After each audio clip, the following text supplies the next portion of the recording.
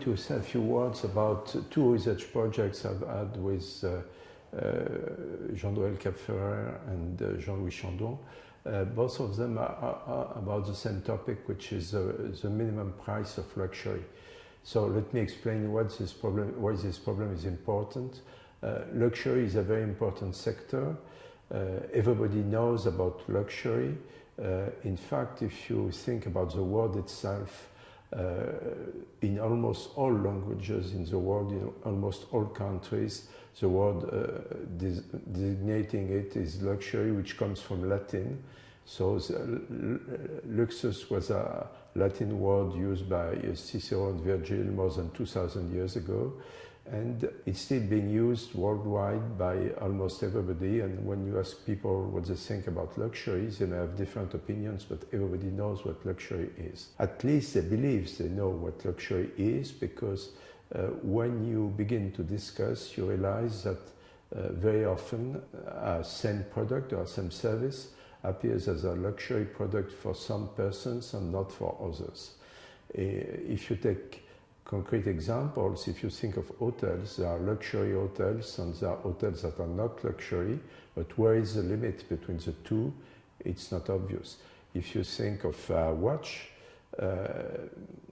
some watches are clearly luxury watches, some watches are not luxury, but where is the limit, where is the frontier?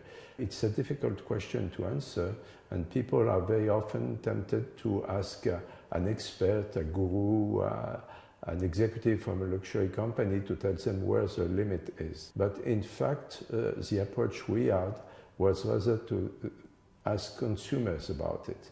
After all, consumers are buying the luxury products, and so they should be the ones defining whether it's a given product or a given service is luxury. So if you try to look at where the limit of luxury is, you may think of using features of the different products. For example, if you wanted to define what is a luxury hotel, you may think of a very large room, you may think of very good service, you may think of additional amenities that are offered in the hotel. But if you want to define what is a luxury watch, then you would have to use completely different features of the watch. So it's very difficult to find features that could be used across all luxury products to define what is luxury and what is not luxury. So what we decided to do was to rely on one common factor, which is price. The idea being that everybody agrees that a luxury watch or a luxury hotel is very expensive, and that a non-luxury watch or hotel is not very expensive. But then where do you put the limit? Where is the price limit between an expensive hotel and a non-expensive hotel, or an expensive watch or a non-expensive watch? So that was the starting point for this project, which was to ask consumers, actual consumers, what they thought was the minimum price of luxury. To be precise, for a watch, for example, we asked them the following question: in your opinion, what is the minimum price of a watch for it to be qualified as a luxury watch? Or we asked the same thing for a necklace. What's the minimum price for it to be a luxury necklace? Or we ask it for a wallet. Or for shoes, what's the minimum price for shoes to be considered as luxury shoes? We were very lucky to obtain data from Ipsos, who had been interviewing 8,000 consumers worldwide, and each consumer indicated what was, for this specific consumer, the minimum price, let's say for a watch, to be considered a luxury watch. And this is what we analyze in these two research projects. What are the main conclusions? Well, the first main conclusion, which is perhaps the most important, is that there are huge differences across people. Typically, you have a large number of people who give a very low price limit for luxury, and a small number of people who give a very high price. For example, for a watch in France, many people, that's the most frequent answer, will say a luxury watch starts at 100 euros. So you have a large number of people who believe that. But for some people, the limit is much, much higher. It could be 1,000 euros. We even have a few people who say it's 20,000 euros or 30,000 euros. So the first conclusion is that there is no single answer. Consumers do not agree on what is the limit of luxury. Each consumer has a specific limit which is personal. Then we ask each respondent to indicate the minimum price for about 20 different products. Products belonging to three categories: jewelry, so rings or necklaces, leather goods, such as a wallet or a handbag, and clothes, including shoes, plus a few items that are not easy to classify, such as a pen or glasses. Now, the second answer, the second conclusion is that people are rather consistent in their answers, in the sense that if somebody gives a very low price limit for a luxury watch, the person will also give a very low price limit for a wallet or for shoes or for jewelry.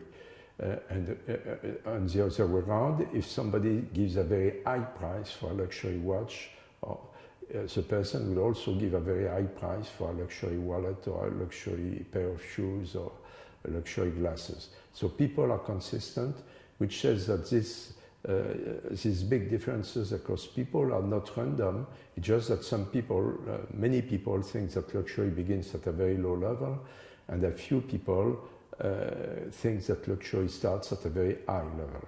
Third conclusion is that you can really identify big differences across countries, in the sense that if you ask the same question, which we did in 7 different countries, you find that countries are not homogeneous. Typically, the country in which the average limit for luxury is the highest are Italy or Japan. Depends a little bit on the product category, but Italy and Japan tend to think that the limit of luxury is pretty high. France is closer to the mean, let's say in the middle, with Spain. But then you have 3 countries that typically think that luxury begins at a very low level. One of them is Germany, where in Germany people tend to think that luxury begins at a lower level. But the 2 countries with the lowest levels are the United Kingdom and the United States. So you have big difference in the sense that you may have an item at a given price that will be considered as a luxury item in the US, for example, in the UK, because it has a certain price. But this price will be too low for it to be considered as a luxury item in Japan or in Italy. So there are really major differences across countries. And you cannot say that there is one average price frontier, price limit of luxury worldwide. In fact, it varies a lot across countries. In addition, if you want to be very specific, the answer is a bit different depending on the product category. For example, for watches, the country with the highest minimum price is Japan. But if you look at leather goods, strangely enough, Germany is a country which puts the limit at the highest level, but the limits for leather goods are much lower, of course, in terms of price than the limits for jewelry or watches. So these are the main conclusions. What can you derive from that in practical terms? The first thing is that very strongly you should not believe that there is this notion of real luxury and non-luxury or in the eyes of the consumers. I think all the consumers believe that there is a limit for luxury, and they may think that they buy luxury. Of course, people who put the limit very low may buy something believing it's luxury, and this same thing will not be considered as luxury by people who have a high idea of luxury. But I think the first group is not cheating. That's what they believe. They think that this is luxury. So in some sense, everybody, as I said, the word luxury, everybody can speak about it. Everybody thinks that they know what luxury is. Everybody thinks that they can buy some luxury on some occasion. It's not that they're faking it. They really believe they have access to luxury. But for them, luxury starts at a very low level. So I think it's very important that everybody can get this pleasant feeling of having access to luxury, even if some guru or some person with a high income would say it's not luxury. The second thing is that because you have these huge differences across countries, it's difficult for a company to sell luxury goods in different countries because the price limits are not the same. And you cannot take the same item and sell it at different prices in different countries because consumers are traveling and they may find if you are Japanese and you know the price of a product in your country, if you go to the US and find it's half the price, you won't be very pleased. So in general, what companies do is to sell different items in different countries. So if you want to buy a handbag, you'll find a handbag from a luxury company everywhere in the world, but the models will not be exactly the same and they are not going to be sold at exactly the same price.